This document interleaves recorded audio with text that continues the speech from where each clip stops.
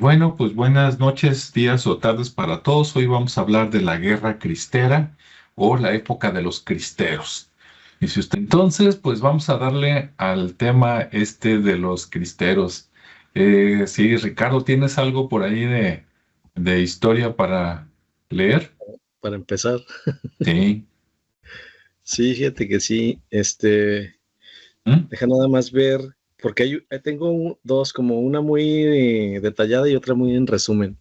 Yo creo que Ujú. voy por la parte detallada para también no ahondar mucho, digo, por la más en resumen, Ujú. este, porque de alguna manera creo que ya ustedes también traen más información y también para complementarla. Ujú. Pero vamos a ver, pues, qué fue la Guerra Cristera, ¿no? Sí. Que fue, bueno, pues generalmente en la parte de la historia de México, pues ya sabemos que tuvo como muchas etapas. Y una Ujú. de estas etapas, pues fue precisamente esa guerra, digamos, con la parte católica, ¿no? Digamos que es un conflicto armado entre la parte, pues, de los cristianos o la parte católica, pero que se llevó a un punto más, eh, pues religioso, ¿no? Y este conflicto, pues bueno, tuvo su tiempo entre 1926 y 1929, es cuando se empieza a generar todo esto. Y es cuando el gobierno enfrentó el gobierno y al ejército Ujú. mexicano contra las milicias católicas. Entonces es como una rebelión ahí entre ellos que, bueno, ciertas medidas liberales son rechazadas por estas milicias católicas y, y en ese entonces Plutarco Elías Calles, pues es el que le toca este movimiento, ¿no? Principalmente bueno, su periodo fue amplio, 1800, bueno, no, mentira, ese es otro, es que tengo aquí otra referencia. Pero bueno, en general, esta persona, Plutarco Elías Calles, se imponía mucho a generar restricciones a la parte de la Iglesia Católica. Y estas restricciones, pues obviamente perjudicaba intereses de los católicos y pues se empezó a generar un conflicto y el cual pues se desencadenó en una revolución, en una guerra que se conoce hoy en día como Guerra Cristera, pero que tuvo una afectación pues en todo el país, pero principalmente en ciertas zonas. Entonces esta tensión, ahora sí que ya posrevolucionaria, porque pues ya había pasado la revolución, este, y empieza a generar mucho ruido entre los sectores, principalmente los conservadores y todos los que estaban afiliados o con alguna afiliación religiosa. Y bueno, pues empieza a afectar tanto esos sectores, a la parte de la sociedad mexicana, pues también le empieza a afectar. Y pues ahí hay algunos importantes antecedentes de esta guerra, que finalmente, después de la promulgación de la Constitución de 1917, donde se niega la personalidad jurídica de la Iglesia, que también es algo de lo que ya venían doliéndose. Pues bueno, además se prohíbe la participación del clero en la política, el culto público, eh, bueno, el culto público fuera de los templos, ¿no? En las iglesias, pues obviamente sigue estando eh, bien visto y se sigue manteniendo ese derecho, pero sí fuera de esos recintos, pues ya no se puede, ya no se podía en aquel entonces realizar. Entonces, sumado a todo esto, pues en 1921 empieza a haber un atentado, o hubo un atentado en aquel entonces en la antigua Basílica de Guadalupe, con el cual se intenta pues destruir la imagen de la Virgen. Y este atentado pues finalmente falla y bueno, se empieza a difundir entre los católicos la creencia de que había sido un milagro pues de que no hubiera sido afectada la imagen, lo que pues empieza también a instalarse la idea de que debían proteger los intereses y su fe a cualquier costo, ¿no? Entonces empieza a ver como esa parte fanática de todas las religiones o todas las sectas. Y en este caso, pues bueno, la guerra cristera empieza en el 26, en 1926, termina en el 29, con una firma de acuerdos llamados arreglos entre los gobiernos y autoridades eclesiásticas. Entonces, digamos que de esa forma se empieza, en ese lapso, pues se da el inicio y el fin, ¿no? Pero Ujú. pues en sí las causas de la guerra cristera, pues bueno, sigue siendo ese tema de las restricciones. En el 1926 se reducen el número de sacerdotes permitidos en el país, o sea, también hay una restricción en cuanto a los que ejercen esa profesión. Entonces, pues bueno, ya se empieza también a, a hacer como un movimiento más de incomodidad, porque bueno, ya me está restringiendo parte de mis ritos, está ahora restringiéndome el número de sacerdotes o personas que pueden estar en el país, e incluso se empieza a modificar el Código Penal para que se fijen penas muy concretas en todo lo que se pudiera estar haciendo y que se incumpliera de acuerdo a lo establecido en la Constitución, ¿no? Entonces se empieza a proteger esa parte ya por ley. Y bueno, pues empieza a ver la respuesta, ¿no? Como decía, de la parte católica, la parte conservadora, y se empiezan a recolectar firmas. Obviamente hay muchos también en contra de todo esto, y pues obviamente se empiezan a defender, se empiezan a ver muchos boicots en contra de esta, digamos que Liga Nacional Defensora de la Libertad Religiosa que se genera en aquel entonces. Y luego también les empiezan a generar impuestos, ¿no? Entonces es otro tema que también pone en contra de esta ley, y se empieza a generar más fricción todavía, pues, porque pues ya les hicieron restricción en los ritos, restricción en la cantidad de padres, y después empiezan a ver temas donde ya afecta la economía.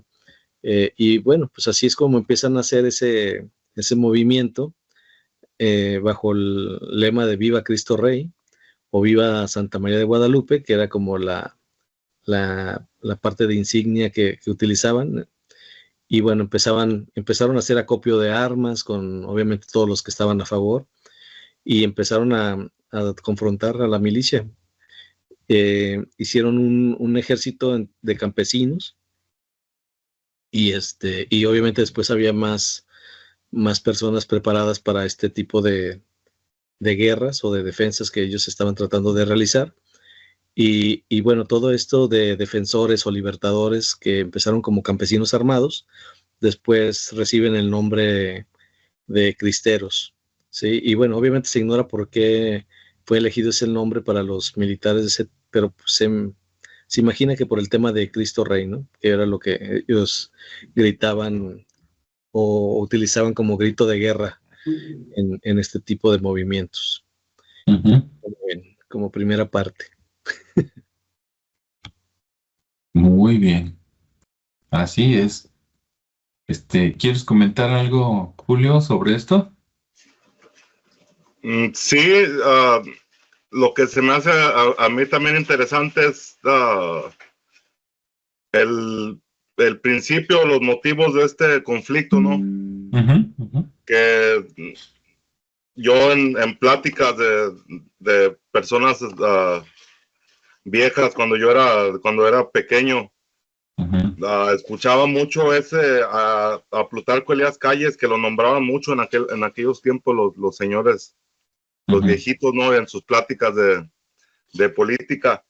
Y lo que yo escuchaba es que ese señor tenía unos pensamientos como muy tipo socialistas.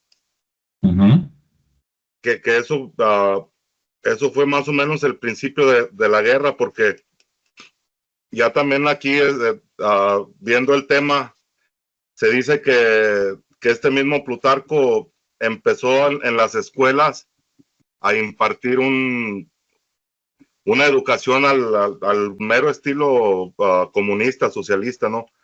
Y que de ahí también fue donde se vino todo este auge de él mismo para hacer estas leyes o cambiar estas leyes, que en toda esta renovación que él quiso hacer a la Constitución, entre eso estaba el quitarle los bienes a la iglesia, porque también eran personas que ya habían visto cómo eran los gobiernos anteriores o cómo era el sistema que traían los europeos, que todo el tiempo estaba entrometida la iglesia con lo que era la parte de gobierno, ¿no? Y que pues él vio también algo que no quería que eso pasara en el país naciente, ¿no? Que era México. Entonces muchos lo ven como un tirano, pero yo también veo que en realidad estaba tratando de proteger al país, ¿no? Porque esas medidas a lo mejor no, o ese pensamiento también lo tiene el expresidente Manuel López Obrador, ¿verdad? A lo mejor no fue tan extremo, pero también tiene ese tipo de ideología. Es como el no querer dejar que esas élites religiosas lleguen y tengan algún tipo de control sobre el mismo gobierno, ¿no? Y yo pienso que eso fue lo que pasó. Y pues en esta guerra se dice por ahí que hasta 250,000 personas perdieron la vida en este conflicto, que pues sí tuvo una duración de alrededor de 3 años, pero que después de esos 3 años que fueron los más recios, los más duros, donde hubo más batallas, más muertes, después de eso muchos de los campesinos o de las personas del común no se quedaron conformes, y el conflicto pues se siguió, que en una forma menor, pero continuó. O sea, fue algo que no se dio, no se dieron todos los elementos que la gente estaba pidiendo para poder estar tranquila. Y que si eran, como te digo, no, o sea, o como estamos viendo, que si eran unas medidas muy extremas, porque no se les dejaba a las personas el expresarse. Es como si fuera algún tipo de represión contra tu libre expresión, ¿no? Y pues sí, estuvo muy duro, y principalmente el conflicto mayor sucedió en lo que es el centro de México, que sería en el estado de Guanajuato, de donde yo soy originario, en San Luis Potosí, en el estado de Zacatecas, ahí en Jalisco también estuvo duro ese conflicto ahí de donde son ustedes. Y pues son etapas, ¿no? Sociales que se tienen que pasar en pos de la formación de un país.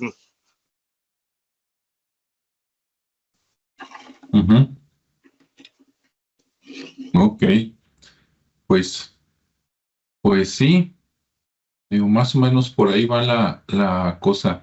A mí me gustaría, de mi parte voy a dar algunos datos históricos que creo, como todo en la vida, ¿verdad? No soy experto, entonces, pero de los hechos que yo veo, me gustaría comentar los siguientes hechos, y ya después al final doy mi opinión, ¿no?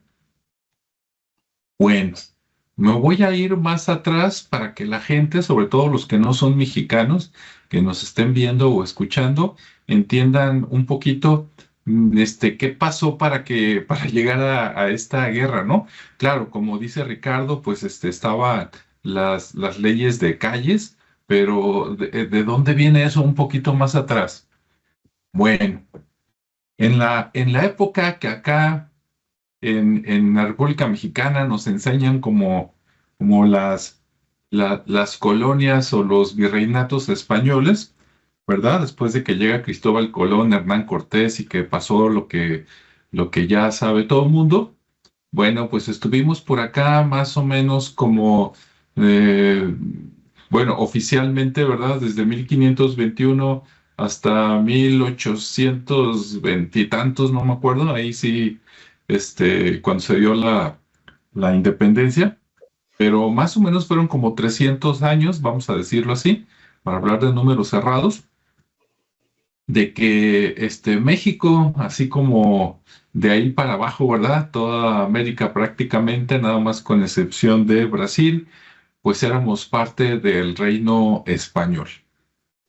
Bien, en su momento, yo creo que fue el reino, quitando a los asiáticos, ¿verdad? Quitando a los chinos, japoneses y coreanos, en el mundo, digamos, occidental, yo creo que fue el reino más poderoso del mundo en cierto momento.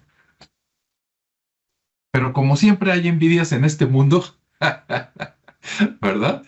Y yo sé que voy a decir unas cosas que a lo mejor a muchos les van a caer mal, porque en la educación oficial mexicanas durante muchas décadas nos han puesto al reino español como el culpable de todos nuestros males, ¿no? De la Malinche para acá, etcétera. Claro que pasaron algunas cosas muy feas, ¿sí? No dice uno que no, pero también no todo lo malo que nos han platicado, pues es tan cierto, ¿no? La famosa, ¿cómo se dice? Historia negra o algo así se llama, Ricardo, ¿verdad? Sí, le dicen. Sí, Este, sí, de hecho. la historia negra, ¿no? Que esa historia negra parece ser que incluso viene de fuera. Bueno, me voy a ir rápido para no echar mucho rollo. El chiste está en que cuando el reino español estaba, digamos, en su apogeo más grande, ¿no? Que era España, casi toda América, las Filipinas, las Canarias, que ya las tenían conquistadas, y no sé qué más, porque a lo mejor era también un pedacito de África y otras cosas que ahorita no tengo en mente, ¿sí? Cuando ya tenía todo eso conquistado y era poderoso y tenía muchísimo dinero, pues el reino inglés de envidioso, y me refiero a los gobernantes, ¿sí? Un abrazo y un saludo a todos los ciudadanos ingleses. Contra ustedes no hay ningún problema, igual que con los americanos, pero con los gobiernos que había en aquel tiempo, y a veces con los gobiernos actuales también, ahí es el pleito, les dio envidia. Y de hecho, pues prácticamente entre el gobierno holandés y el gobierno británico, pues casi ellos inventaron la piratería, ¿no? Y la fondeaban ahí, órale, vayan y ataquen a los españoles, róbenles el oro, la plata, todo eso, y de ahí salieron los piratas. En Hollywood nos lo platican bien diferente, ¿no? Ah, no, el gobierno era la ley, como en los piratas del Caribe, ¿no? Ellos eran los buenos y los piratas eran los malos, pero los piratas también eran apoyados por el rey, la reina, ingleses y holandeses y todo eso. O sea, en versión moderna sería como los piratas eran como la versión del FBI y de la CIA, ¿no? Iban a desestabilizar a los otros gobiernos, que en aquel tiempo era el Imperio Español, etcétera. Bueno, pues le salió también todos esos planes maquiavélicos que lograron desintegrar el reino español y convertirlo en lo que hoy es, ¿no? O sea, quitarle todas sus propiedades, las Polinesias, toda América, etcétera, la formación de los países americanos, etcétera. Bueno, claro, hay grupos de poder atrás de esto que es lo que querían, ¿sí? Primero, arruinar el reino español. Ya que lo separaste, después era apropiarte de eso que ya no es de los españoles, y entonces empezaron las intervenciones, guerrillas, compromisos económicos, etcétera, ¿no? Bueno, ok. Vámonos a México. Bueno, en México, su periodo de independencia, si me equivoco, ahí me corrigen, creo que es más o menos como de este, 810, 1821, algo así, ¿no? El periodo a lo mejor me equivoco, pero más o menos. Cuando México se independiza y se supone que es un país libre y soberano, ¿verdad? Se cosa mentira, pero bueno, uno se la cree y anda bien orgulloso. Entonces, ya después de que estábamos disque de libres y soberanos, hubo un montón aquí de tradiciones, como en todos los países, ¿no? Que los presidentes nos duraban bien poquito y entre unos se mataban con otros y se estaban disputando el poder, apoyados por grupos extranjeros como de costumbre, ¿no? En este caso, pues entre franceses, ingleses y los hermanos del gobierno americano por acá desestabilizando México desde entonces y hasta la fecha, ¿no? Bueno, entonces, después de que ya habían hecho pedazos el reino español, ¿qué quedaba? ¿Sí? ¿Qué quedaba para apoderarse de México? Pues quedaba la religión. O sea, la religión todavía fue algo que llegó con los españoles, ¿verdad? La religión católica, y tenía un poder muy grande. De alguna manera eran los que cogobernaban junto con los reyes españoles. al desintegrar el reino español acá en América, pues queda la iglesia. Y la iglesia tenía un poder muy grande, ¿no? Tenía tierras, dominaba a la gente, digamos que eran como las redes sociales de antes. Y aparte, incluso tenían propiedades y producían. Los que han visto por aquí este canal, algunos videos que a veces saco en solitario, por ejemplo, acá en Jalisco tenemos una colonia, en Guadalajara, la zona metropolitana, tenemos una colonia que se llama Oblatos. Y resulta que los Oblatos era una orden de sacerdotes. Ignoro de dónde venga, ¿no? No sé si era española, italiana, vaya usted a saber. Pero era la orden de los monjes Oblatos y se le quedó el nombre. Y ahí había una hacienda, la hacienda de Oblatos, que seguramente tenían una persona como prestanombre, que él era el que administraba, pero realmente quien estaba detrás era la Iglesia Católica. Entonces la Iglesia Católica era dueña de algunas haciendas, y pues ahí tenía producción, o sea, tenían mucho poder, ¿no? Para bien o para mal. No dudo que en algunos casos fuera para bien, pero también en algunos casos, pues a lo mejor era demasiado poder. Y desde ahí, después de que se independiza México, pues siguen 100 años de, de andar dando palos de ciego, ¿no? Consolidando pues el gobierno, hasta que en 1910 estalla luego la Revolución Mexicana, ¿verdad? Como siempre, los de la izquierda contra los de la derecha, ¿no? En pocas palabras, como dicen en otros lados. Y entonces, la versión oficial es que la Revolución Mexicana dura de 1910 a 1917.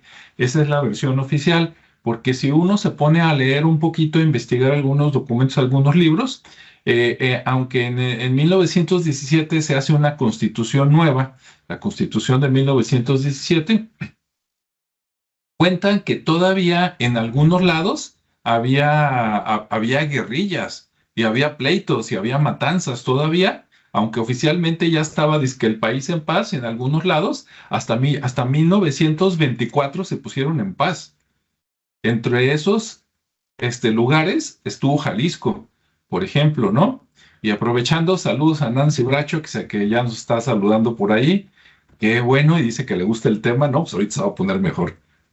Bueno, entonces, si nos vamos, dice que con la versión oficial, en 1917 ya dice que se aplacó México, hicieron pactos, ¿no? Entre los dos partidos, por decirlo así, políticos, se repartieron quién iba a gobernar dónde, quién iba a ser el presidente, etcétera, y se supone que estábamos tranquilos y en paz, se supone nada más, ¿no?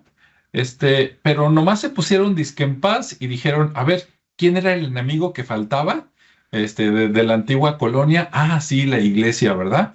Desde que estaba Benito Juárez, él fue presidente 4 veces acá en México, ¿no? Yo creo que se quería quedar, tanto que criticó a Porfirio Díaz, pero quería quedar igual, ¿verdad? La última vez que gobernó fue en 1872. De 1872 a 1900, pues no hay mucha diferencia, ¿no? Y no gobernó más porque se murió. Fue su último periodo, empezó en 1800, creo que 57, se quedaba 4 años, se iba, venía otro presidente y bueno, fue una época muy, muy sangrienta, ¿no? Como en todos lados. Entonces, en 1917, que dice que la gente estaba en paz, se empezaron a hacer pactos regionales en México, en el norte, en el centro, en el sur, ¿no? Aplacando lo que quedaban como de guerrillas, ¿sí?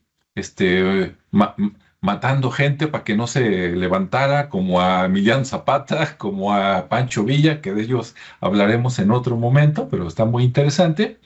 Entonces después dijeron, pues sobre la iglesia.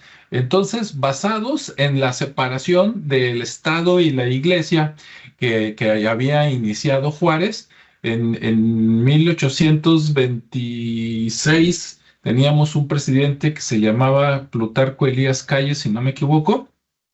Entonces él retomó estas ideas y dijo, vamos a ser efectivo y más radical.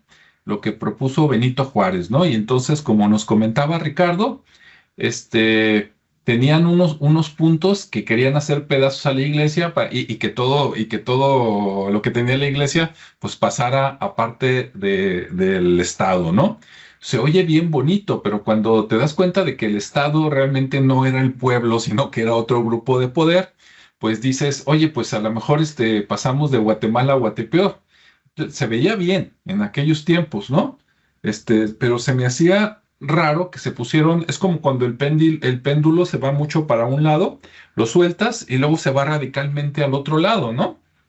Entonces, de pasar de tener el control de la iglesia, pues se puso el Estado. Y como nos platicaba Ricardo, resulta que ahora, en lugar de que los obispos y los cardenales, ¿no? Decidieran cuántos sacerdotes habían, no, pues ahora iban a ser los gobernadores del Estado. Ellos iban a decidir cuántos sacerdotes era suficiente y cuánto no. Entonces se oye medio extraño, ¿no? Que no nada más le limitaran cosas, sino de que ahora no te vas a regir tú, ahora me vas a obedecer a mí. Y pues está también eso así medio extraño, ¿no? Y luego dijeron que iban a prohibir órdenes religiosas, pero había tantas que yo me imagino que era prohibir de ahí en adelante, porque todas las que había, pues ya estaban, ¿no? Que los carmelitos, que los dominicos, que vete a saber, ¿no? Un montón. Y luego, como dijo Ricardo, no les dejaban hacer eventos fuera de los templos, ¿no? Toda la adoración tenía que ser adentro de los templos. Entonces, imagínense eso acá en Jalisco, a los que no nos conocen, a lo mejor somos uno de los estados más católicos de toda la República Mexicana, sobre todo en aquel tiempo. Entonces, de repente que te digan que no. No, quiero saber yo qué pensaron los que iban a la llevada de la Virgen de Guadalupe, de la Virgen de San Juan de los Lagos, de la Virgen de no sé dónde. O sea, en cada municipio hay una Virgen, ¿no? Si no es que más. Entonces, imagínate, en aquel tiempo no había millones de habitantes, pero sí había miles de habitantes y seguramente en algún lugar a lo mejor cientos de miles, ¿no? 100,000, 200,000. Y que de repente les digas, oye, ¿sabes qué? Fíjate que ya no vas a adorar la Virgen. ¿Por qué? Pues porque lo digo yo, papá gobierno, pues a lo mejor estaba tan mal como la imposición que hizo la iglesia durante tantos siglos para que la adoraran. O sea, tan mal estuvo una cosa como también tan mal a lo mejor estaba el otro de que pues ahora no se puede traer ni medallitas de la Virgen, imagínate, ¿no? Ni crucifijos, ni playeras de la Virgen, ni nada de eso. Todo estaba medio difícil. Y luego, aparte, le prohibían a los sacerdotes, no me acuerdo si lo mencionó Ricardo o no, le prohibían a los sacerdotes, no podían salir a la calle vestidos de sacerdotes. O sea, no podían ir con la sotana, ni con el gorrito ese que se ponen los padres, ni nada de eso. Y tú dices, pues, ¿cómo, no? Si todavía ahorita, precisamente en algún evento o en la calle, dices, mira, allá va el padre. ¿Por qué? Pues porque va con la sotana, ¿no? Y así luego lo ubicas. Claro, hay algunos que andan de jeans y de playeras, pero así es como ubicas no solo a los sacerdotes, sino a los monaguillos y todos ellos, ¿no? Precisamente por la ropa. Y así iban al mercado, todavía lo hacen, a comprar cosas y todo, y lo ubicas más rápido. Pues este es el sacerdote, ¿no? Este es el padrecito. Entonces, eso de que no te quiero ver vestido allá afuera, digo, yo no soy católico, ¿sí? Aclaro, aunque me avienten piedras, pero tampoco estoy de acuerdo en que le prohíbas a un padre que se vista de padre. Imagínate, es como si le dijeras a un militar, oye, no te quiero ver por la calle vestido de verde, ni con las franjas esas, acá, ni con el aguilita. Oye, pues cómo no, si es su traje de militar. Es como si le dijeras, imagínate a alguien, oye, ahorita en estos tiempos, no quiero verte con la playera ni de Chivas ni del América en la calle, ¿no? Pues él sabrá a quién le va, ¿no? No le hace daño a nadie. Entonces, sí se me hace que estuvo la cosa así muy fea. ¿Qué más? Rápidamente recordando lo que dijo Ricardo, tampoco dejaban al clero participar en la política, ni en opiniones, ni de lanzarse como candidatos. Que en estos tiempos a lo mejor no estaría tan mal, digo, para mí sería interesante ver algún padre que se lanzara de candidato a ver qué sea con las propuestas, ¿no? Pero bueno, y luego tampoco dejaban, supuestamente dar enseñanza, católica en las escuelas privadas. Dice, cosa que obviamente, fue un fracaso total porque hasta la fecha todavía tú metes a tu hijo en un colegio por aquí en Jalisco y lo más seguro es que de cada 10 colegios, pues 6 o 7 van a ser de la iglesia de alguna manera, ¿no? Unos disfrazados de institutos todavía y otros con todo el nombre, ¿no? De Escuela Santa Mónica, Escuelas Fray Pedro de Gante, ¿no? Escuela no sé qué, el ITESO, la UNIVA, etcétera, ¿no? Pero bueno, en aquel tiempo decían que nada de educación religiosa en escuelas privadas. ¿Por qué en privadas? Pues porque las públicas, pues ahí el gobierno se encargaba, ¿no? De que supuestamente, de que no se diera nada de la religión. Ok, y también le quitaron los bienes, que yo creo que fue de lo que más le dolió a la iglesia, ¿no? Porque era pues un terrateniente en la iglesia, tenía, no nada más eran dueños de los templos, sino de los templos con los huertos que tenía el templo, los monasterios, los conventos, y seguramente tenían también muchos, ¿cómo se dice? Pues tenían casas y bienes, ¿no? Hay gente que se moría y tenían tanto pecado o les había lavado tanto el coco también el padrecito antes de morir que le donaban bienes a la iglesia, ¿no? Entonces la iglesia también tenía terrenos, casas, edificios, etcétera, ¿no? Bueno, y ya por último, y no permitían que vinieran sacerdotes extranjeros. Entonces, si venía un sacerdote de Estados Unidos, de Francia, de otro lado, supuestamente no lo iban a dejar acá, ser sacerdote, ni dar misa, ni nada de eso, ¿no? Entonces, bueno, más o menos así estuvo la cosa. Obviamente, esto no solo le caló a la iglesia, sino que le cagó hoy nomás, le caló, casi, casi, ¿eh? Le caló a los feligreses, ¿no? A la gente que iba a misa todos los días, o por lo menos cada domingo, pues también, imagínate, dice, me van a quitar la misa, a mi santa patrona, a no sé qué. Yo creo que hay cosas que deben de hacerse paulatinamente, precisamente para que no haya algo tan violento como una contrarreacción. Pero al gobierno le valió Wilson y entonces ni la gente le gustó, a los padres menos. Entonces los padrecitos dijeron, pues nos levantamos en armas en 1926. Fíjense, apenas en el 17 se había acabado la Revolución Mexicana, como les digo, en algunos lugares hasta el 1924. Entonces, si apenas hace 2, 3, 4 años que se había acabado la Revolución Mexicana y de repente llega la Guerra Cristera, la gente estaba desgastada, había familias que habían sido diezmadas, que habían muerto en la Revolución Mexicana, a lo mejor hasta familias completas, y de repente, pues ahora levántate porque hay que defender a la religión. Pues también fue una guerra que duró, como dijo Julio, 3 años, poquito menos, 2 años y medio, y entonces era el gobierno federal contra la iglesia, ¿no? Obviamente, desde que comenzó el pleito, desde mi punto de vista, pues iba a ganar el gobierno. ¿Por qué? Porque el gobierno estaba recién armado. Acababan de ganarle a los revolucionarios, ¿sí? A Zapata, a Villa, al pueblo. Acababan entonces, y estaban recién armados de todo el armamento que les vendió Estados Unidos, el gobierno de Estados Unidos, precisamente para acabar con el pueblo, ¿no? Para matar gente. Entonces estaban recién armados y dices, oye, pues si pudieron con los revolucionarios en todo el país, ¿tú crees que no van a poder ahí con pues con la iglesia, ¿no? Con los feligreses que no tenían entrenamiento militar ni nada de eso, aunque algunos militares también eran creyentes y algunos de esos, digamos que desertaron y ayudaron más o menos a entrenar a ciertos grupos, lo que ahora llamaríamos como grupos paramilitares. Pues en aquel tiempo la iglesia también fue un grupo paramilitar y pues había balazos y había de todo. Como el dicho que tenemos acá en Jalisco, ¿verdad? No sé si también se usaba ya, Julio, en Guanajuato, que dicen que a río revuelto ganancia de pescadores. Ese dicho creo que también lo tienen allá en España. Pues aprovechando esta guerra, también hubo gente mala que se metió a ayudarle al gobierno, y gente mala que se metió a la iglesia también, y que dijo, no, pues aquí de repente voy, mato a alguien, me quedo con su tierra, o voy, me gusta aquella muchacha, pues me la voy a robar, ¿verdad? Ya sea de un bando o del otro, y fue un relajo. Después de tanta matazón, ¿verdad? Después de 2 años y medio, hubo un pacto por fin entre la iglesia y el gobierno, donde el gobierno le bajó un poquito, no mucho, pero 2 rayitas a sus peticiones y entonces quedaron las cosas como están.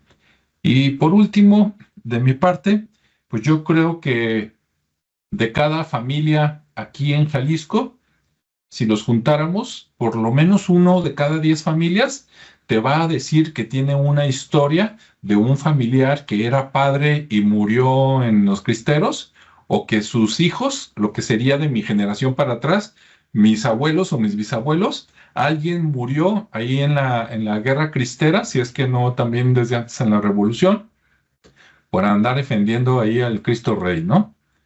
Entonces, pues así estuvo la cosa. ¿Algo que quieras agregar, Ricardo? O otro punto de vista, ¿no? Porque también a lo mejor yo aviento mis locuras y ustedes tienen una vista muy diferente y también se vale. Sí, claro. Pues digo, ya lo mencionaste, creo que está bastante claro. Lo que sí, lo que sí no encontré fue que los mismos padres o los clérigos estuvieran metidos en esta revuelta en el sentido armado, ¿sí? Porque se menciona mucho el tema de los campesinos, de la gente del pueblo, e incluso uno que otro hacendado por ahí, obviamente necesitaban quien patrocinara la guerra, como siempre. Y sí hubo excepciones donde la gente rica que tenía haciendas, pues participó finalmente para armar y patrocinar estas guerras y ser partícipes también de la revuelta, pero casi todos fueron gente del pueblo, ¿no? Gente, los campesinos que al final, ¿por qué ellos? Porque al final pues ya estaban adoctrinados, ¿no? De cierta forma ya traían esa creencia, estaban defendiendo pues a la Virgen principalmente por lo que comenté en un principio, y era como su estandarte. Obviamente pues hubo mucha matanza de todo tipo de personas, duró 3 años, como bien comentó Julio, y bueno, dentro de todos esos reclutamientos, te digo, pues participaron muchas zonas, muchos estados como Zacatecas. Aquí en Jalisco, por ejemplo, la zona de los Altos era donde más se escuchaba todo este relajo. Michoacán, Durango, Guanajuato, pero también hubo otros estados por donde estuvieron pasando y donde se hizo todo este reclutamiento, pero no menciona en ningún momento que haya habido como tantos padres se unieron o tantos, nada, o sea, siempre fue gente del pueblo, gente, que creaba las brigadas con campesinos, con gente, obviamente, que se dedicaba a la siembra, a los animales, a cuidarlos.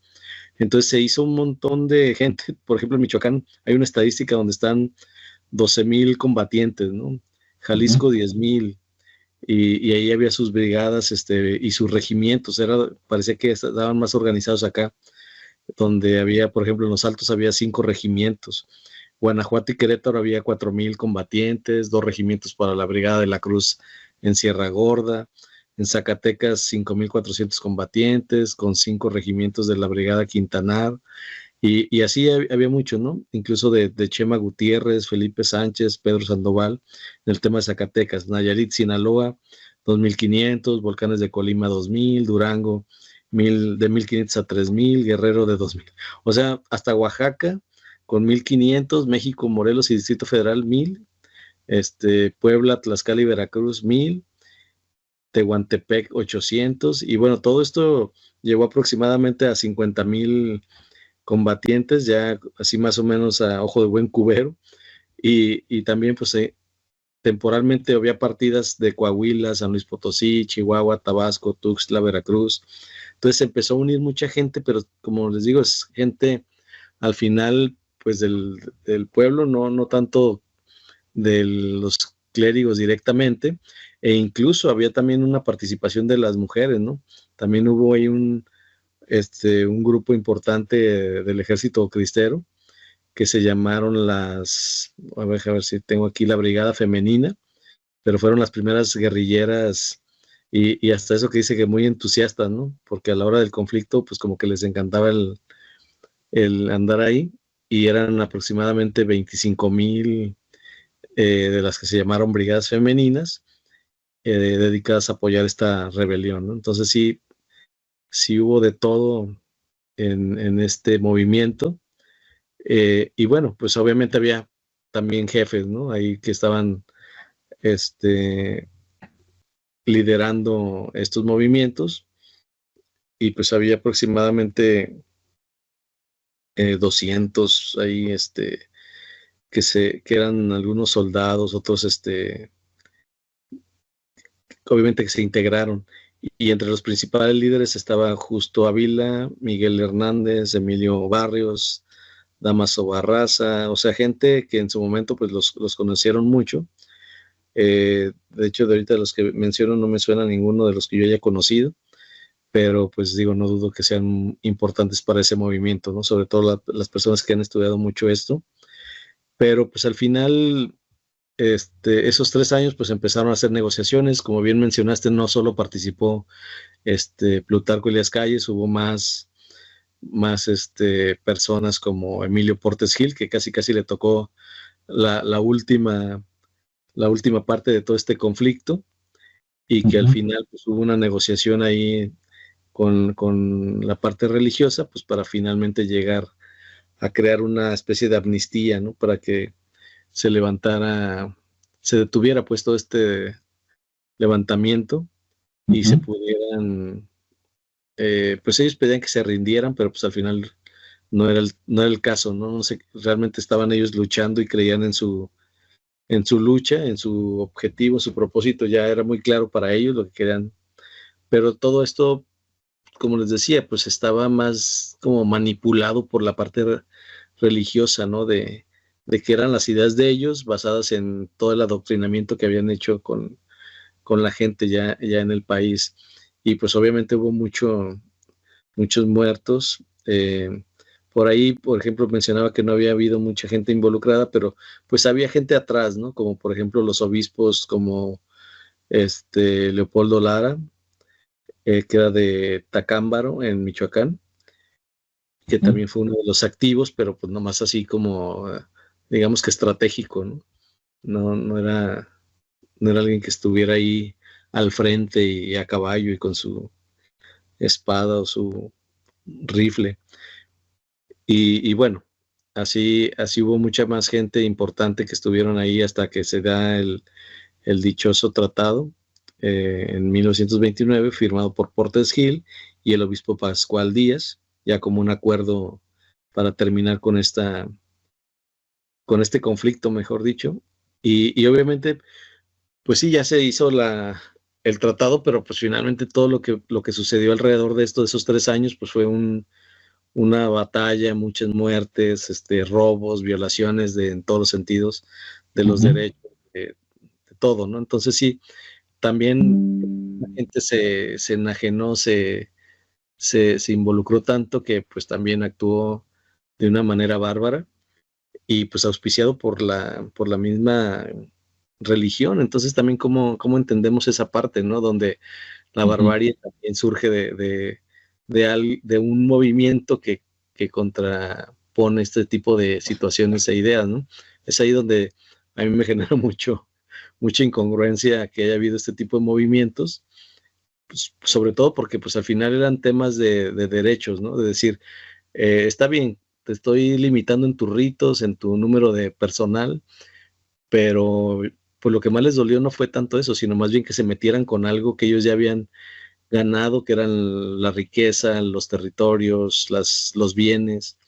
Y ahí fue donde dijo, espérame, pues, te estás metiendo ya mucho en esto y me estás todavía quitando mis cosas. Pues ahí fue donde ya empezaron a decir, no, es que hicieron un atentado contra la Virgen y nos están quitando nuestros derechos, pero están afectando nuestra fe. Y bueno, ya fue todo un tema manipulado, ¿no? Desde mi perspectiva, porque al final ni metieron las manos ellos, usaron a la gente como carne de cañón, y aparte provocaron abusos que no debieron de ser, pues, porque pues ya veníamos de una revolución, y pues todavía con este tipo de situaciones que involucraban actos de fe y de situaciones que bueno, yo no lo veo como tan necesarias, pero que en ese momento pues se generaron de esa forma, ¿no? Ya sea la cultura, el momento, no sé, la parte de los incitadores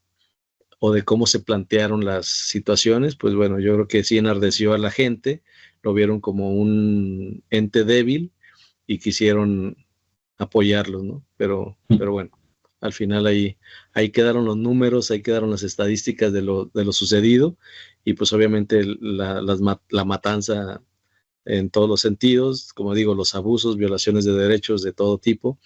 Y pues ahí entre todo eso también quedó robos, ¿no?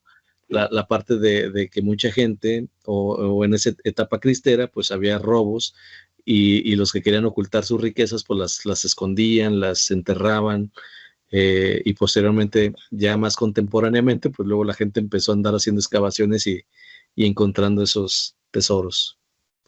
Pero bueno, ahí lo dejo nada más. Muchas gracias, Ricardo. Antes de darle la voz aquí a Julio, quiero comentar algo rápidamente. De los famosos túneles, ¿no? Que existen en Guadalajara, antiguos, así como en otros lados, ¿no? En Guanajuato, en otros lados. Algunos se atribuyen a la época precisamente de los virreinatos españoles. Otros se atribuyen a la época de la Revolución Mexicana, hacer túneles para salir por otro lado, ¿verdad? Y que no me atrapen y también guardar mis tesoros. Y los últimos túneles históricos que se atribuyen precisamente son de la época cristera, de 1920 y tantos, también para huir, para esconder gente o para sacar tesoros o para salvarle la vida a alguien, ¿no? Nomás, ahorita que Sí, lo correcto. comentaste, qué bueno, Ricardo, dije, lo voy a mencionar. Adelante, Julio, lo que gustes comentar.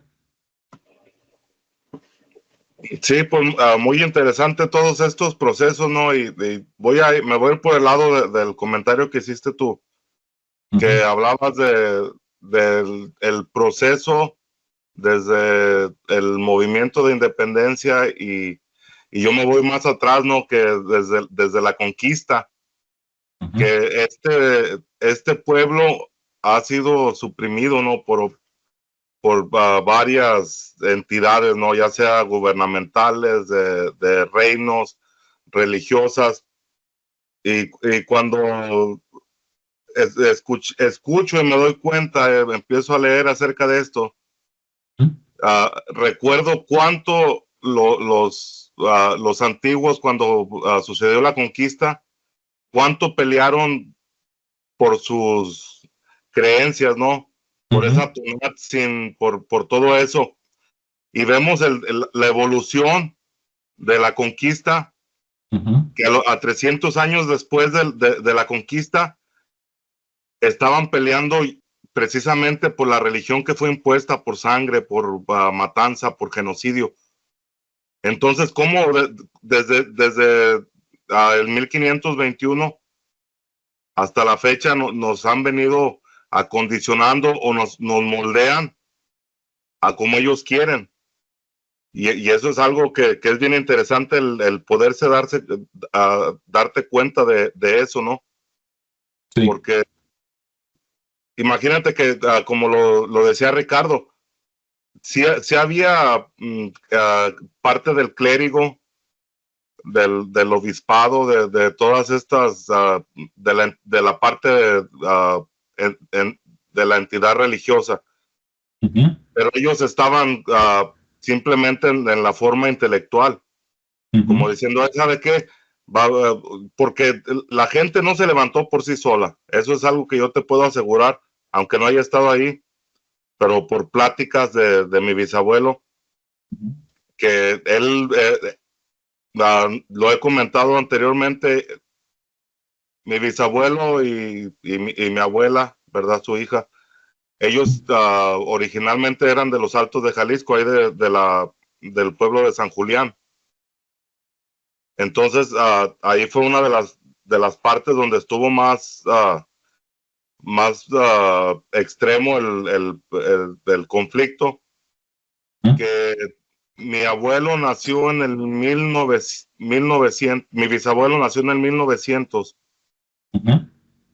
Para cuando fue este conflicto, pues ya tenía su edad, ¿no? Ya era un hombre, ¿no? Joven. Sí, ya podía Entonces, echar balazos. exactamente. Entonces no era opcional el ir a pelear. Y también que él mismo contaba que en la iglesia los padres eran los que les decían, hey, ¿cómo vas a dejar que te quiten tu fe, ¿no?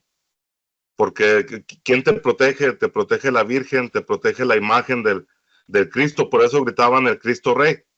Ujú. Viva Cristo Rey, ¿no? Porque era todo lo que ya estaban de alguna forma Sí, ya lo que bien adoctrinados, conocían. ¿no?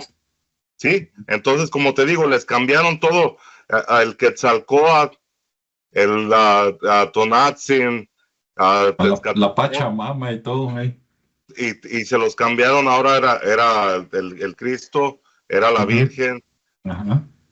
Entonces ahí vemos cómo hemos sido manipulados, ¿no? Durante la historia Sí, desde la conquista.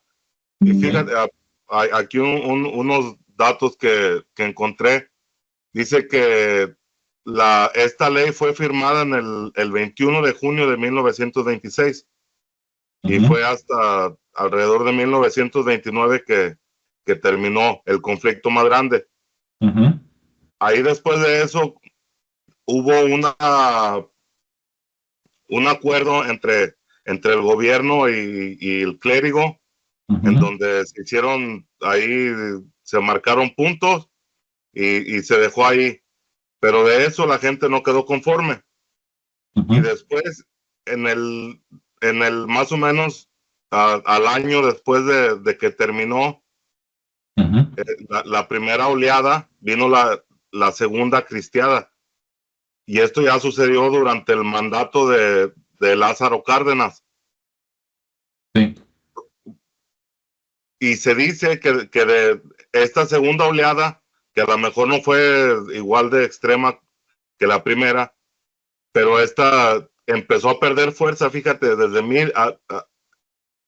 1930 empezó a perder fuerza hasta 1936 y en 1940, cuando el Estado se dio y permitió la libertad de culto, fue cuando se calmó. Ujú. Y vemos, si nos vamos desde lo que fue la revolución, para no irnos tan lejos, desde la revolución supuestamente terminó en que fue 1917, que fue Ujú. ya Sí. cuando se hizo la constitución, Ujú. que fue en 1917, ya después de eso, como lo que mencionabas, no terminó todo el conflicto en 1917. Siguieron guerrillas y siguieron haciendo y Sí. deshaciendo, Sí. porque era difícil contener. Había muchas personas que no estaban de acuerdo y aunque ya habían perdido a los líderes a la cabeza de todo esto, pues ya no tenían ese mismo impacto. Haz de cuenta que les dieron ahí el golpe letal, pero eran Ujú. personas que, o sea, no se iban a dejar así, ¿no? De aquellos mexicanos de aquella época, uh, gente muy conflictiva y no se dejaban. Entonces, Ujú. terminaría como en el 1924, todo eso, desde la revolución, desde 1910. Sí. Tan solo pasaron algunos años cuando se produjo este otro conflicto, que no Ujú. terminó más o menos hasta 1940. Y ahora, fíjate, en la actualidad, seguimos teniendo conflictos que ahora ya no Ujú. son los mismos, pero Ujú. son de conflictos sociales. Ahora tenemos la guerra del narco, que es algo que yo sé que en todas partes de la República Mexicana tenemos experiencia de haber pasado por eso, más las personas que aún viven ahí, que en estos tiempos ya está a cuando yo me vine, la mera verdad, yo si regresara a México, tuviera un miedo que yo creo que no saldría de mi casa, porque ya era la falta de la costumbre, ¿no? Entonces vemos que la guerra y estos conflictos sociales no han desaparecido nunca. Tenemos unos periodos de paz, de calma, muy cortos y se siguen, y se siguen, y se siguen. Ujú. Entonces hay un problema, ¿no? En todos estos conflictos, como en esa guerra cristera, ¿quién armó al pueblo? Es algo que me puedo preguntar, ¿no? ¿Quién armó al pueblo? ¿De dónde sacaron la capacidad de poder combatir al ejército mexicano, ¿no? Que ya no estamos hablando de que era gente a machete, porque dieron batalla para que haya durado los 3 años que duró el conflicto en su máximo esplendor. O sea, tuvo que haber habido una forma de contrarrestarnos o de equilibrar las fuerzas. O sea, había alguien con intereses que estaba de alguna forma proporcionando las armas, proporcionando el sustento, porque la gente que andaba en la guerra, en la batalla, tenía que comer. Ahí pasaba que llegaban a las haciendas, llegaban allá a donde iban pasando, y ya nomás mi abuelo nos contaba que decían, ahí vienen los cristeros, y a correr, a esconderse, y ellos eran gente humilde. O sea, imagínate a los hacendados. Por eso es que hay tantos tesoros, ¿no? Por ahí escondidos en toda esa zona, principalmente lo que es el centro de México, que yo he escuchado de muchos hallazgos que encuentran oro, monedas, todo ese tiempo, y que en muchas ocasiones están los pozos. Es como si bajaban a la mejor a la hermanita o al hermanito más flaco, lo bajaban ahí en el pozo, ahí con un mecate o algo, y ahí busca un hueco y esconde esto. Y ahí es donde en muchas ocasiones han encontrado tesoros, ¿no? Y por eso también hay tantos lugares que podemos ver que hay el fenómeno de apariciones como de espíritus, de almas en pena, porque pues en nuestro suelo, en México, lastimosamente, pues ha corrido mucha sangre, ¿no? Por mucho tiempo. Sí. Ahora, en parte, digo, no es toda la respuesta, ¿no? Pero eso que dijiste que quién armó el pueblo, pero es que como tú dices, recordemos que veníamos de la Revolución Mexicana y en la Revolución Mexicana tenían armas, ¿no? Dices, ah, sí, pero ganó el gobierno y se los quitó a los rebeldes. Pues sí, pero había gente, la gente normal, ¿no? Así como tú y yo y todos los que nos escuchan, la gente normal le tenía miedo a los dos. Llegaba el ejército federal y decía, enciérrate porque se van a robar a mi hija, me van a matar a mí, y llegaban los cristeros y también les daba miedo. O sea, la gente normal, como siempre, nomás sufrimos los, las locuras de un bando y del otro, ¿no? Entonces, digo, algunos se quedaron con armas. Y luego en aquel tiempo, México era como Estados Unidos, de que tú podías traer una pistola antes, ¿no? Andaba ahí en el fajo, como en las películas de los disquecharros mexicanos, ¿no? O sea, estamos hablando de 1920 y tantos, no de 1950, ¿verdad? 1960. Entonces, en aquellos tiempos, pues sí andaba gente a caballo como en las películas y traía sus armas, y la gente que trabajaba del campo, pues tenía machetes, etcétera, ¿no? Déjame compartir aquí rápidamente. Por aquí tengo unas fotos que mañana en la versión editada, se va a ver más bonito, ¿verdad? Pero ahorita nada más para darnos una idea. Mira, ahorita ya, Pero siempre sí, hay intereses, ¿no? Ajenos claro, hasta el mismo país, ¿no? Porque es como lo que comentabas de los reinos, sí. No, como no, no, aquel. de que todo es causa de grupos externos, que desestabilizan cualquier país cuando les da la gana y que toman lo que quieren, es que ni qué. Y lo siguen haciendo. O sea, Sí, no es algo que lo veamos como historia, es algo que está presente todavía, nomás que son muy sutiles, ¿no? para hacer esos movimientos, pero pues vemos que son las mismas personas, las mismas familias que han sido desde hace cientos de años, ¿no? Que por ahí se les atribuye como allá desde los 1600 por allá, ¿no? Todos que han venido haciendo estos desastres en todas partes a donde ponen el ojo. Así es, y si nos vamos más para atrás también, se acaba de conectar, o por lo menos de comentar también Javier Fregoso, le mandamos un saludo. Dice Javier, ya falta poco para los 100 años de la Guerra Cristera. Efectivamente, pues ya casi se va a acabar el 2024, nada más se acaba el 2025 y en el 2026 se ajustan 100 años, ¿no? Del inicio de la Guerra Cristera. Dice que le gustan mucho los programas que hacemos aquí en el canal. Hombre, pues eso da gusto. Nos levanta la moral, ¿verdad, muchachos? Sí, pues ya hay que echarle más ganas. Sí, bueno, ahorita les estoy compartiendo aquí una foto de las armas que supuestamente se usaron en la Guerra Cristera. Seguramente es lo mismo que se usó en la Revolución, ¿no? Nada más que en la Revolución había más dinero, porque habían grupos que le estaban metiendo dinero al gobierno federal y otros grupos que le metían dinero a los rebeldes y estaban más armados, ¿no? Pero pues como vemos aquí, pues había pistolas. Luego yo no soy especialista en armas para decirte, mira, este es calibre 38 y tal, pero bueno, hay pistolas y pues hay machetes, cuchillos, hoces, ¿no? Esas cosas con las que se corta el pasto y todo eso. Entonces, pues ahí estaba, ¿no?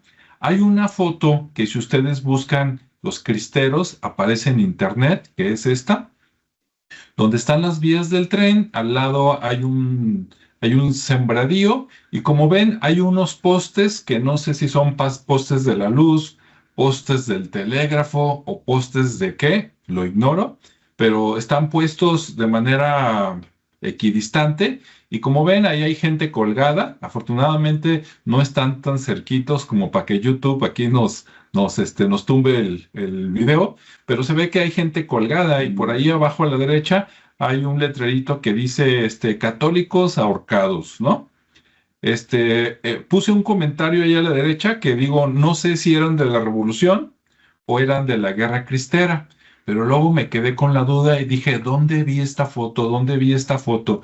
Y me acordé que en una de mis idas a Ciudad Guzmán, hay un hotel enfrente de la plaza de Ciudad Guzmán, Jalisco, que se llama el Hotel Zapotlán. Y es la siguiente diapositiva y es la misma foto. Y ahí este es un recorte de un periódico. A la izquierda dice católicos colgados por el gobierno mexicano a lo largo de las vías de ferrocarril cerca de Zapotlán el Grande, entre comillas, Ciudad Guzmán, en Jalisco. La repercusión en los medios de comunicación, o sea, en el periódico de aquel tiempo, a raíz de esta fotografía fue tan negativa, o sea, la gente se encabronó, como quien dice, que posteriormente el presidente Calles ordenó al secretario de Guerra que en el futuro se colgara a la gente lejos de las vías del ferrocarril. ¿Sí? Entonces los políticos de aquel tiempo, igual de poca mami que los actualmente, ¿no? O sea, Qué bueno, no les... Sí, Cuélgalo allá donde no se vean. exactamente, no le dijo no los mates, no le dijo vamos a detener esto por la prensa, ¿no? Porque me estoy viendo mal, así como Biden, por ejemplo, ¿no? Con Medio Oriente y todo eso, no, le dijo síguelos matando, pero que no se vean porque pues va a llegar la prensa, ¿no? Entonces mátalos allá en otro lado. Y fíjate, aquí en ese punto que estás comentando, Sí. me encontré que de esta guerra hay mártires. Y hay Sí. uno que es de nombre José Sánchez del Río, el niño cristero, que tenía 14 años cuando primeramente fue apresado y ya apresado lo asesinaron, yo creo lo fusilaron, ¿no? Que era la forma de matarlos. Que por ahí hay una canción creo que la canta Vicente Fernández, donde lo van a matar y que nomás al último dice viva Cristo Rey y Fuego. Esa canción habla de eso de los de los cristeros. Y este niño dice que fue canonizado por el Papa Francisco el 16 de octubre del 2016, o sea, hace algunos 8 años, ¿no? Que fíjate, hasta ya un santo ahí de la guerra de los cristeros ya salió. No, hay un montón. De hecho, si vienes, mira, nada más acá en la ciudad de Guadalajara, por ejemplo, uno de los templos más antiguos de Guadalajara es el templo es el de Mexicalcingo, ese es el nombre, Ricardo. ¿Cuál de los que están ahí por el que está no, el que está a una cuadra de Avenida 16 de Septiembre, casi atrás del INEGI. Ah, sí, sí. Cerca, sí, ¿no? Es el de Mexicalcingo. En ese templo ustedes se meten y luego al entrar hay una como capillita y ahí ahí hay un mártir, no me acuerdo cuál es, pero ahí te dice el nombre y todo, que era de los Altos de Jalisco, ¿no? O sea, de la parte norte de Jalisco. Y luego van, por ejemplo, a Tezistán, que es cerca por acá donde yo vivo, en Zapopan, norte, y te metes a la parroquia o al templo, no sé cuál sea el nombre correcto, y también ahí hay mártires. Vas a Teuchitlán a ver las pirámides redondas que hay acá en Jalisco, y en el templo de Teuchitlán hay como cuatro bustos, o sea, estatuas, pero del pecho hacia arriba, y vienen los nombres de las personas. Algunos son sacerdotes, pero otros son ciudadanos que se metieron al ejército, digamos, de la iglesia y pues los mataron, ¿no? Entonces hay un montón de mártires y dicen que hay más en el norte de Jalisco todavía que en el sur. No sé si quieras comentar algo, Ricardo o Julio. Antes que comente, Ricardo, algo rápido. Es que cuando llegaban, o sea, si llegaba el ejército y tú eras un padre, eras parte del clérigo, te iban a asesinar porque te iban a asesinar. O sea, era esa guerra, ¿no? Del gobierno con iglesia. Entonces, por los dos lados, de la misma forma, cuando los federales, creo que así se llamaba el ejército ese de México, que les decían federales, o en el tiempo de la revolución eran los pelones, ¿no? Que esos también cuando llegaban a los pueblos, llegaban y arrasaban. O sea, llegaban, robaban la comida, robaban los bienes, violaban a las mujeres. Lo mismo cuando llegaban los cristeros, era lo mismo, o sea, eran personas a lo mejor que estaban ahí, pero no por querer pelear esa causa, ¿no? O sea, ahí pues en un conflicto ahí se va a meter cualquiera que tenga conflicto en sí mismo. Entonces era puras personas que a lo mejor ni siquiera tenían ni una vela en el entierro, como se dice por ahí el refrán, y que solo iban para ir haciendo el mal ahí a donde llegaban. Sí, es como siempre, es como Ucrania, como Gaza, como Palestina, ¿no? La gente que la lleva y la gente que ves que se matan es gente normal que ni la debe ni la teme, así como nosotros, mientras los grupos de poder arman a un lado y al otro lado, ¿no? En este caso, digamos, los federales, pero también en la iglesia. Y aunque en un inicio a lo mejor era una causa justa, pues los grupos de poder nomás manipulan a la gente y también infiltran gente que dicen, pues yo me meto porque ya sé que si me meto ahí voy a robar y me voy a hacer rico. Voy a violentar y nadie me va a decir nada, ¿no? Es más, luego la mato. O sea, así de gacho como en todas las guerras. ¿Ibas a decir algo, Ricardo? Sí, iba a comentar incluso del Santuario de los Mártires, ¿no? Ah, sí. También es otro de los lugares donde se supone que rinden el tributo o ¿Sí? pues sí, están ahí reconocidos pues como mártires de ese movimiento, de esa guerra, y pues ahí hay varios, ¿no? Tan así que pues está el santuario, que al final de cuentas es un proyecto más de turismo religioso, y que se espera en algún momento que empiece a funcionar, porque pues ya está todo el proyecto ahí, nada más falta finalizarlo aquí en Jalisco, y aquí digamos que ¿qué es? ¿Tlajomulco o sigue siendo Es, Guadalajara? O Tlaquepaque, ¿eh? Se me hace que va a ser Tlaquepaque, Sí, Tlaquepaque. porque está relativamente cerca del ITESO. Ajá. Entonces Sí, sí, sí, y fue tan relevante eso, pues que te digo que al final rescataron. Y sí, hay mucha gente de la iglesia que está ahí reconocida, que fueron los pocos que dieron ahí como la cara, otros que no sabía que incluso no, que eran civiles, por así llamarlo, y ese niño, ¿no? Que también no tenía conocimiento de su existencia y ujú, que aparte haya sido ya canonizado, pero bueno, es parte de lo que yo lo denomino como el merchandise del catolicismo, ¿no? Al final de cuentas son sí, figuras que son necesarias para mantener a la clientela ahí presta. sí, sí. Incluso hay un santo, uno de esos sacerdotes que murieron en esta época de la cristera. Como yo no me lo sé, ¿verdad? Pero lo voy a investigar para poner mañana su foto aquí, que lo venden así en la foto y en estampitas, ¿no? Que muy milagroso y no sé qué. Y es de los Altos de Jalisco, no sé si es de Patitlán, San Juan de los Lagos, por allá, pero es un santo muy conocido. La gente que es muy religiosa ahorita me está escuchando y está diciendo, ¿cómo es posible que no lo conozcas? Es San quién sabe qué, de quién sabe dónde, ¿no? Toribio Romo, yo creo. Ándale, se me hace Sí, que sí, sí, pues es de los ese, más conocidos. sí, Toribio Romo.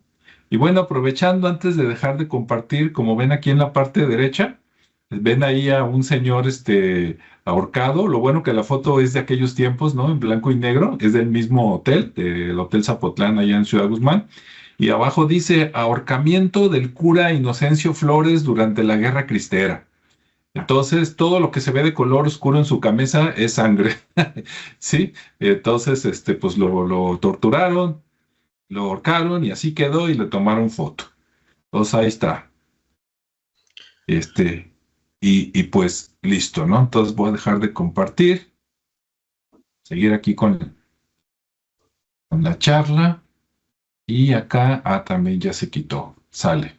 Bueno, ahora, hace rato, dijo Ricardo que él supiera, pues no había gente en la iglesia, digamos, como guerrilleros. Claro que detrás de, como también lo dijo, pues seguramente sí, los obispos y los cardenales, pues tendrían que estar en la parte de la estrategia, ¿no? De alguna manera, por lo menos enterados o algo.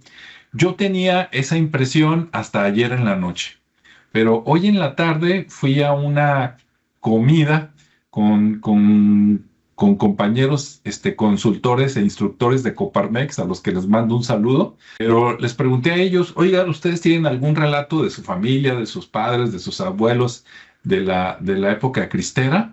Y no, me contaron una de cosas impresionantes, pero uno de ellos, nada más voy a decir uno de ellos que estudió en el seminario, o sea, fue seminarista, por parte creo que de los jesuitas, pero se arrepintió en el año que les dan de ve y conoce el mundo, y pues conoció a las mujeres y ya no volvió. Y él me dijo, no, dice, busca información del sacerdote que asaltaba trenes, dice en Jalisco. Dice, ni siquiera era de él de Jalisco, dice, venía de otro lado, pero anduvo ahí de revoltoso y se le atribuyen varias matanzas. Y yo, anda pues. Entonces, ahorita busqué acá en internet con la inteligencia artificial y le pregunté, por si ustedes quieren buscarlo, dice, ¿quién era el sacerdote que asaltaba ferrocarriles en la Guerra Cristera? Y me dice, y sí, ya cuando vi el nombre dije, ese es. Dice, si bien hubieron varios sacerdotes que participaron activamente en la Guerra Cristera, incluyendo algunos que lideraron acciones armadas, el sacerdote más asociado con asaltos a ferrocarriles fue José Reyes Vega. Sí, ahí está, nombre completo, José Reyes Vega. Dice, aquí te voy a dar unos detalles. Dice, José Reyes Vega fue un sacerdote, aquí sí dice que es originario de Jalisco, ¿ok? Dice que se unió al movimiento cristero y se convirtió en uno de sus líderes militares más destacados. Se le apodaba el Pancho Villa con sotana, debido a su carisma, valentía y sus tácticas de guerrilla que recordaban a las del famoso revolucionario. Con ese pedacito suena que lo están tratando como un héroe, pero a mí mi compañero me dijo que era un verdadero hijo de su reverenda madre, ¿eh? Y luego dice, participación en la guerra. Reyes Vega se levantó en armas en 1927, o sea, como a la mitad, y rápidamente se ganó el respeto y la lealtad de sus seguidores. Lideró numerosas acciones militares contra las fuerzas federales, incluyendo ataques a trenes, que eran utilizados para transportar tropas y suministros. Entonces, en un ataque a un tren, ¿usted cree que se va a subir así nada más de buena onda y no se mueva nadie, venimos de parte de Cristo Rey de Monterrey? No, pues iban también con lujo de violencia, ¿no? Dice, asaltos a ferrocarriles. Los asaltos a ferrocarriles, o sea, del mismo, eran una táctica común utilizada por los cristeros para obtener recursos, interrumpir las comunicaciones y debilitar al gobierno. José Reyes fue uno de los líderes cristeros que más empleó esta estrategia. Entonces, en el ferrocarril venía el parque, el suministro de armas para los federales que estaban acá, y llegaban los cristeros y así como en las películas del Viejo Oeste, se trepaban al ferrocarril y pues se robaban las armas, ¿no? Para seguir dando batalla con las mismas armas del ejército. Y pues de pasada, pues por ahí, si se metía alguien, pues también acababan con su vida, ¿no? Dice, el asalto al tren de la Barca. Para los que no son de Jalisco, aquí hay un lugar que se llama La Barca, Jalisco, ¿no? Creo que es un municipio. Si no es un municipio, por lo menos es una población. Dice, uno de los asaltos a trenes más conocidos atribuidos a las fuerzas cristeras, aunque no se le atribuye directamente a Reyes Vega, es el asalto al tren de la Barca en abril de 1927. Dice, este evento tuvo una gran repercusión mediática, o sea, seguramente salió en el periódico, y fue utilizado por el gobierno federal para desacreditar al movimiento cristero. O sea, el presidente Calles decía, ya ves, no, si son unos desgraciados, ellos son los malos, ¿no? Dice, muerte de José Reyes Vega. Dice, murió en la batalla, precisamente, dice, en la batalla de Tepatitlán, en abril de 1929, durante una de sus victorias militares más importantes. Su muerte fue un duro golpe para el movimiento cristero. Entonces, murió en Tepatitlán, seguramente ya en Tepatitlán, si nos está escuchando o viendo alguien, nos puede dar más información. Bueno, después de ese José Reyes Vega, mencionan a otro. Dice, además de José Reyes Vega, otros sacerdotes también participaron en acciones armadas durante la Guerra Cristera, aunque no necesariamente se les asocia con asaltos a ferrocarriles. Dice, algunos eran Aristeo Pedrosa, otro sacerdote jalisciense que se unió al movimiento cristero y alcanzó el grado de general de brigada. O sea, tenía su puesto militar, ¿no? Dentro de sus ejércitos. Dice, otros sacerdotes, dice, numerosos sacerdotes apoyaron logísticamente al movimiento cristero, proporcionando refugio, alimentos y apoyo moral a los combatientes. En conclusión, José Reyes Vega es el sacerdote más asociado con asaltos a ferrocarriles durante la Guerra Cristera.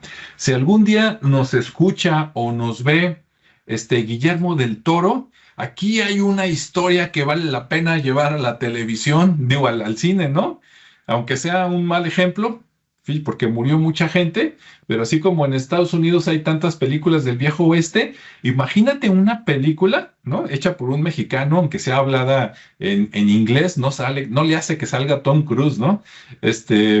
Imagínatela viendo a un sacerdote asaltando un tren federal en 1927 basado en una historia real. No, no, ya nomás con eso se va a llenar el cine, ¿sí o no? Ok, pues adelante. ¿Cómo ves, Ricardo? ¿Cómo ves, Julio? No, pues que ahí vemos que también se les sale el chuki a los sacerdotes, ¿no?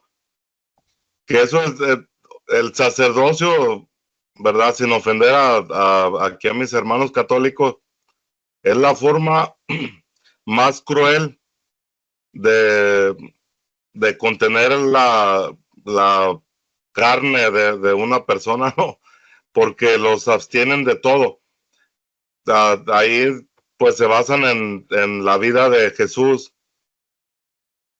que nosotros todavía no tenemos esa capacidad y entonces en ocasiones vemos a los padres sacerdotes, a los pastores, que ahora hay mucha mucho auge de iglesias cristianas, que los vemos como si fueran un santo, pero son personas igual que tú y que yo. O sea, no, la misma, es como ese instinto de supervivencia, ¿no? Si vemos que en ese tiempo, de acuerdo a las fotos que enseñaste aquí, y lo que podemos ver en la historia es que era una guerra, uno contra otro. El objetivo era la iglesia. Si pertenecías es como una guerra entre, vamos a decir, México y Estados Unidos. Si eres mexicano, tu objetivo son los del otro bando, ¿no? Y aquí pasó lo mismo. Entonces ahí pues le salieron las agallas a estas personas que, aunque tenían un sacerdocio, lo que haya sido, pero pues no dejan de ser hombres y a lo mejor tenían hasta más agallas que otros, ¿no? Por eso hay el que mencionabas que era jefe de brigada. Ujú. Entonces, personas común y corrientes que simplemente eso es lo que nos ha mermado, ¿no? Como nación, es todo ese fanatismo de ver a personas como algo superior a uno, ¿no? O sea, en conclusión, todos somos iguales, personas, no importa si eres político, si eres sacerdote, lo que seas, no dejas de ser persona. Y que, o sea, vemos cómo sucedió todo esto, que como lo menciono, son problemas sociales y que de repente hay intereses por detrás del pueblo y que no, al final el pueblo tiene dos opciones: o métete al combate o escóndete del combate, porque de cualquier forma vas a ser afectado. O sea, no dejamos de estar en medio de los conflictos, es como en una guerra. Tú piensas que las personas por decir, mencionabas a Ucrania, tú piensas que las personas de Ucrania del común quieren estar en medio de ese conflicto. Pues no. Las personas allá de Gaza que está el conflicto también, ya tiene más de un año que ha habido mucho decesos de personas civiles, de niños, de mujeres, y que simplemente es lo que mencionabas, estamos en medio de dos bandos de personas con ideologías diferentes y que a veces sin deberla ni temerla, sin tener ni siquiera nada que ver con eso, te toca estar ahí, y es lo que pasa, ¿no? Al tener todos estos estatutos por encima de la soberanía de cada persona. Es como si hicieran una encuesta de los conflictos que hay ahorita. Te apuesto que la mayoría de las personas dirían que no quieren que haya guerras, que no quieren que haya conflictos, pero hay poderes y cosas que buscan por intereses que están por detrás de las personas del común. Y eso, como movimientos de independencia, movimientos de revoluciones, no han cambiado nada. O sea, simplemente es como si te dan a tole con el dedo, pero las cosas siguen igual. O sea, no hay un cambio ni de un lado religioso, porque con tantas religiones y tantos templos y tantas cosas de estas que hay, y la tierra, la humanidad sigue para el carajo. Vamos en una decadencia que si no hay una intervención divina, nos podemos hasta autodestruir. Pues sí, pero pues bueno, poco a poco esperemos que ahorita la gente ya se dé más cuenta, ¿no? Digo, es cuestión de no seguir a los líderes locos. Mira, en aquel tiempo, pienso yo, ¿no? Ya como conclusión, ni el ejército debió de haber apoyado al presidente. Desgraciadamente, el ejército es ciego y le hace caso al presidente, ¿no? Porque se supone que están para ayudarlo. Pero si tú lees las constituciones de todos los países, te dicen que el ejército primero debe de proteger al pueblo. El presidente se supone que representa al pueblo, pero no es el pueblo. Entonces, el ejército tendría la obligación de detener o encarcelar a cualquier presidente que el presidente dijera, vayan y maten al pueblo, ¿no? Así como lo de México 68 y lo de todas esas cosas. Ahí el ejército debería de rebelarse si de veras le preocupara el pueblo y debería de meter a la cárcel al presidente. Y también al revés, ahí anda la gente, digo, los entiendo, ¿no? Pero ahí anda la gente loca siguiendo al padrecito, ¿verdad? Que nos van a quitar no sé qué y están atentando contra Dios, vamos a levantarnos con armas, pues que le vaya bien, padre, ¿verdad? Y que lo cuide Dios. No, pues, Porque le quieren quitar sus bienes a Dios. Oye, como si Dios necesitara algo, ¿no? así es, dices, no, Dios no necesita nada. O sea, pues por eso es Dios, porque es Claro, todo. O sea, ¿para qué va a querer dinero, oro, a templos? O sea, no necesita nada, pero y todo eso es puro adoctrinamiento, porque así como adoctrinan a personas en la religión, de esa misma forma hay personas que están adoctrinadas, pero al gobierno, como los militares. O sea, te pasan cuando te unes a cualquier ejército, te van a pasar por un proceso primeramente de acondicionamiento, eh, te van a dar de cuenta metiendo poquito a poquito y luego ya después empieza el lavado del cerebro a lo que va. Entonces, esa es la forma de que actúan de la manera que actúan. Otra cosa, estos líderes son tan inteligentes y nos conocen tan bien que te empiezan a meter la cizaña, ¿no? O sea, a mí me ha tocado en varias ocasiones aquí uh, las revueltas que se han hecho y que he podido platicar con personas de un lado y de otro. Cuando mataron a los policías a un afroamericano, creo que fue hace como 2 años, se levantaron muchos movimientos de que ¿cómo se llamaba? Black Lives Matter, sí. ¿verdad? Y en esa ocasión yo estaba trabajando en una casa y todo el tiempo tengo la comunicación con las personas, con los dueños.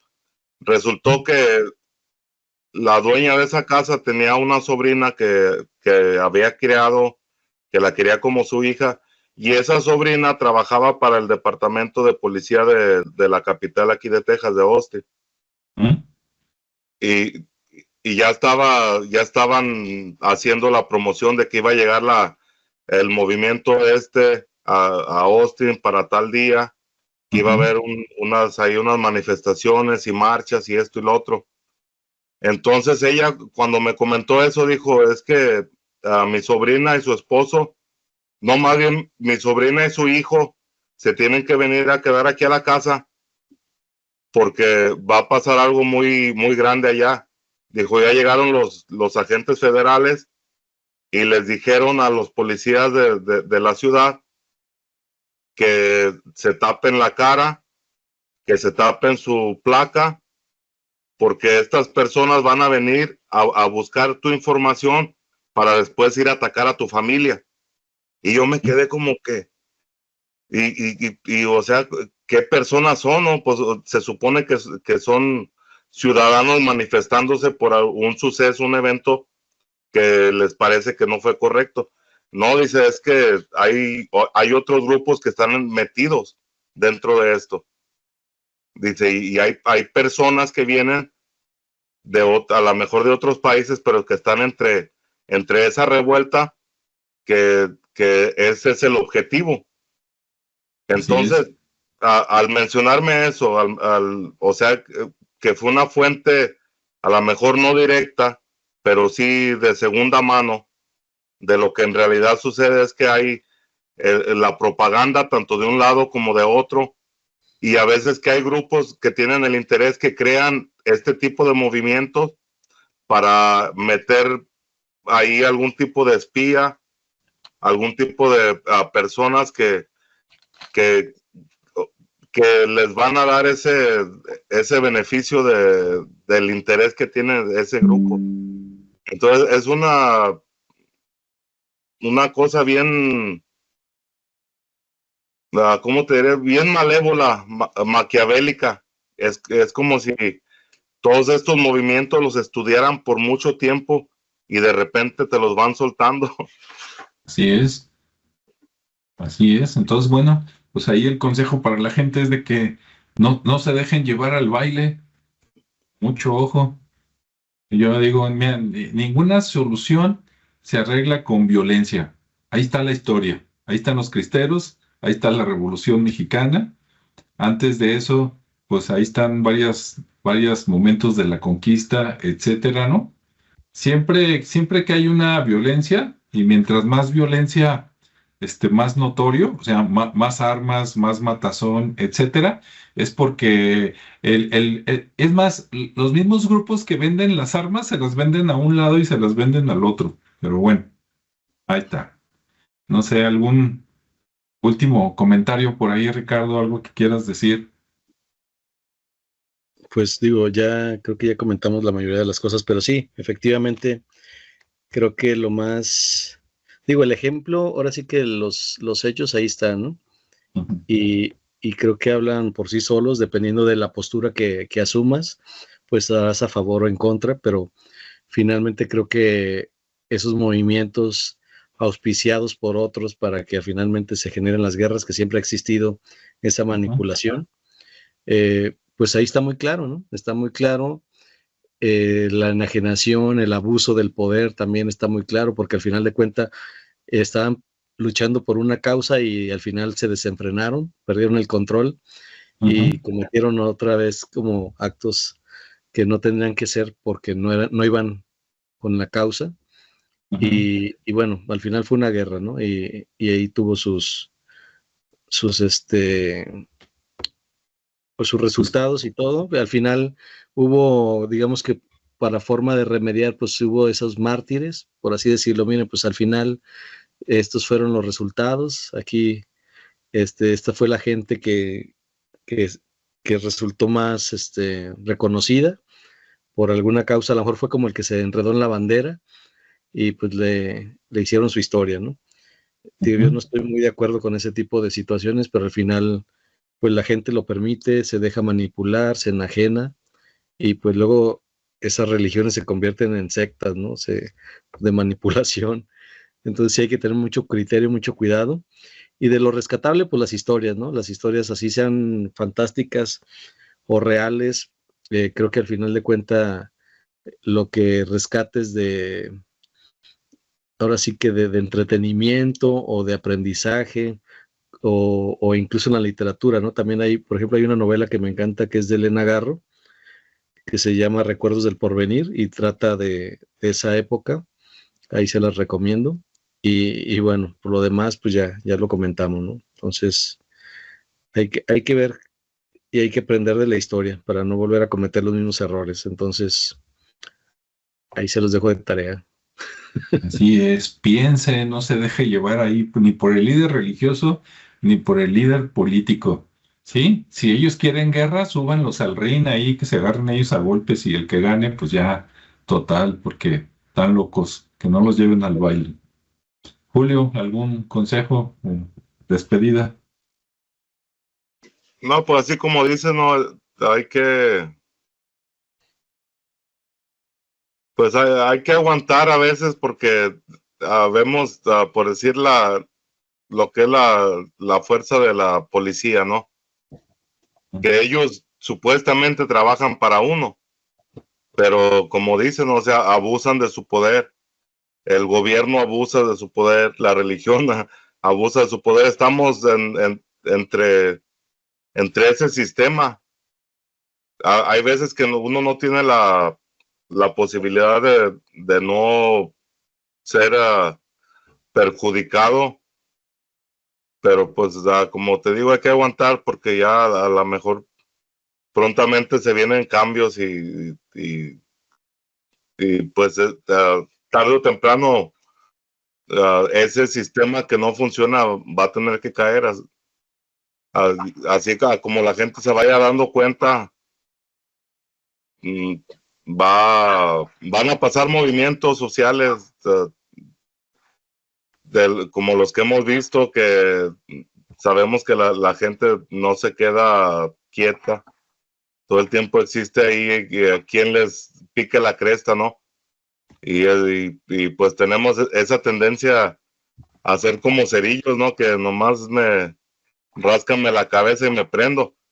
Y así va a seguir pasando hasta que nos demos cuenta por nosotros mismos. O sea, no hay un consejo viable para nadie, porque hay veces que uno mismo tiene que tener la experiencia para poder aprender.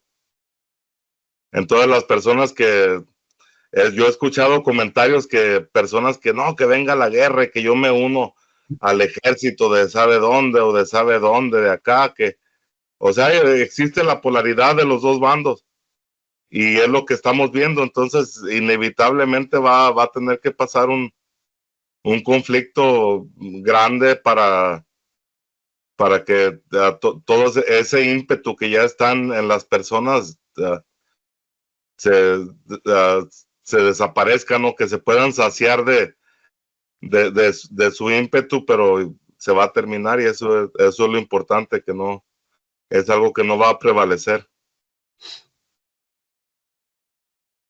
Muy bien.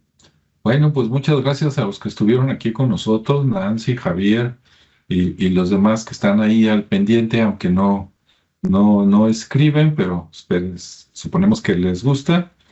Y pues bueno, esto fue Los Cristeros.